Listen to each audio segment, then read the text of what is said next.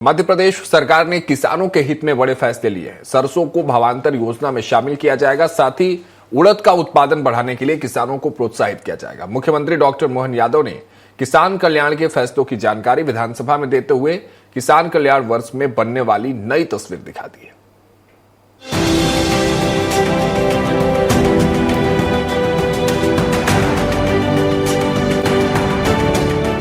मध्य प्रदेश के मुख्यमंत्री डॉक्टर मोहन यादव ने फैसला लिया है कि सरसों को भावांतर में शामिल किया जाएगा। विधानसभा में मुख्यमंत्री मोहन यादव ने घोषणा करते हुए कहा कि किसानों को उनकी उपज का सही दाम मिल सके, इसके लिए राज्य सरकार ने यह बड़ा फैसला किया है। सीएम ने कहा कि हम सरसों का भी भावांतर योजना में पंजीयन शुरू कर रहे हैं, तो वहीं सरसों के रकबों में पूर्व की तुलना में 28% रकबा बढ़ा है। सरसों का उत्पादन 15.71 मीट्रिक टन हुआ है। सरसों की उपज का उचित मूल्य दिलाने भावांतर योजना का पंजीयन करना शुरू कर रहे हैं, जिससे बाजार भाव कम होने की स्थिति में भी किसानों को हानि नहीं होगी। सरकारी खरीद भारत सरकार की निर्धारित न्यूनतम एमएसपी 6,200 रुपए प्रति कुंटल है। ऐसे में इस तारतम्य में सरसों का उपार्जन भारत सरकार की भावांतर योजना के नियत प्रावधानों के अनुसार पात्रता के अनुसार कृषकों को हमने उपज का उचित मूल्य दिए जाने की दृष्टि से एक बड़ा निर्णय किया है, जिसके आधार पर हमने भारत सरकार को ये प्रस्ताव प्रेषित किया है और योजना अंतर्गत एफएक्यू सरसों को न्यूनतम मूल्य के बलबूते पर उनकी जो कम से कम राशि प्राप्त करते हुए इस योजना को लागू करने का निर्णय हमारी सरकार के द्वारा किया गया है। आपके माध्यम से प्रदेश के सभी किसानों को 80 लाख किसानों को बधाई देना चाहूंगा। मैं भावांतर योजना के माध्यम से पंजीकृत कृषकों के सरसों के रकबों की उनकी उत्पादकता के मान से और पात्रता के अनुसार इसमें भुगतान किया जाएगा। वास्तव में ये योजना सरसों के लिए भी पूरे देश में जिस प्रकार से हमने सोयाबीन की योजना भावांतर देश भर में पहले लागू की थी, उसी प्रकार से ये योजना भी हम लागू करने जा रहे हैं।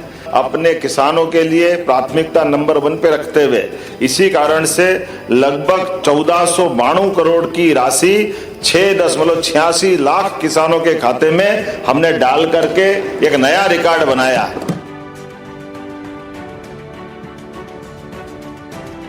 सरकार ने उड़द को भी प्रोत्साहन योजना में शामिल किया है। सीएम ने कहा कि दलहन में हम देश में नंबर 1 हैं। अब उड़द की बढ़ती मांग को देखते हुए उड़द लगाने वाले किसानों को भी सरकार बोनस देगी। उन्होंने किसानों से अपील करते हुए कहा कि मूंग की बजाय अगर किसान उड़द लगाएंगे तो प्रोत्साहन देने के लिए 600 रुपए प्रति क्विंटल का बोनस अलग से किसानों को दिया जाएगा। सोयाबीन भावांतर योजना का जिक्र करते हुए सीएम ने कहा कि बीते समय में हमने सोयाबीन की 1,500 करोड़ से ऊपर की राशि भावांतर के माध्यम से किसानों के खाते में डाली थी।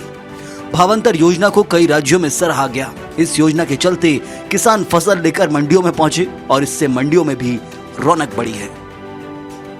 जब हमारा सिंचाई का रकबा बढ़ रहा है, किसानों की आय बढ़ रही, ऐसे में तीसरी फसल के लिए भी अब किसानों के लिए या तो मूंग लगाते हैं या अन्य फसल लगाते हैं। हमने ये कहा कि अपनी फसल को और बढ़ाते हुए मूंग के साथ अगर मूंग के बजाय वो उड़द लगाते हैं तो इसलिए इसमें प्रोत्साहन की राशि देना चाहिए। मुझे इस बात की प्रसन्नता है, इस मामले में भी मूंग के बजाय उड़द पे बोनस देने वाला मध्य प्रदेश पहला राज्य होगा।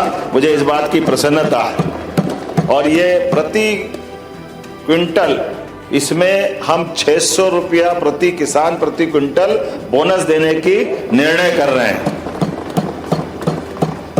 और ये निर्णय माननीय अध्यक्ष जी आपके माध्यम से हमारे राज्य की प्रगति के साथ साथ दलहनी फसलों के संतुलित उत्पादन, किसानों की आय में वृद्धि कराते हुए और फसल विविधीकरण को बढ़ावा देने के, और इसी के साथ जैसे मैंने कहा कि मूंग के बजाय हमारे खेतों में जब बिजली मिल रही, पानी मिल रही, किसान मेहनत करना जानते हैं और मेहनत करना चाहते भी हैं, ऐसे में हमको उनका प्रोत्साहन देने का ये उपक्रम बनाना चाहिए। इसीलिए 600 रुपए कुंटल का हमने बोनस प्रदान करने का निर्णय किया है। मोहन यादव ने विधानसभा में कृषि के महत्व पर बोलते हुए कहा कि हमारी सरकार ने इस वर्ष को किसान कल्याण वर्ष घोषित किया है। किसान कल्याण के लिए प्रधानमंत्री नरेंद्र मोदी के भाव से सरकार काम कर रही है। अभ्युदय मध्य प्रदेश का मोहन मंत्र किसानों के कल्याण के लिए लाभकारी साबित हो रहा है। सोयाबीन के बाद सरसों को भावांतर में शामिल करने और एमएसपी पर किसानों को फसल का सही दाम दिलाने की कवायद रंग ला रही है।